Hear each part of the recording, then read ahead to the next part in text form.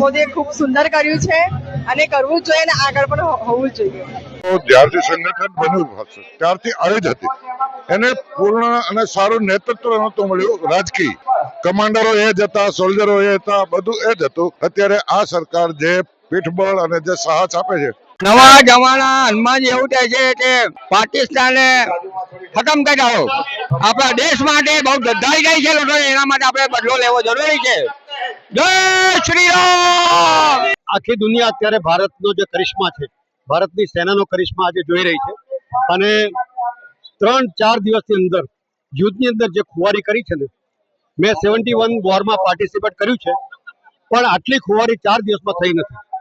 એના 6 એરોપ્લેન તોડી પાડે છે, 12 એના અડ્ડાઓ એટલે હવાઈ અડ્ડાઓ તોડી પડે. આજે એની હાલત એવી થઈ ગઈ છે કે જે એને $1 બિલિયન નું ફંડ આવવાનું છે ને, એ ફંડ આને ઊભું કરવામાં જ ખર્ચી જશે.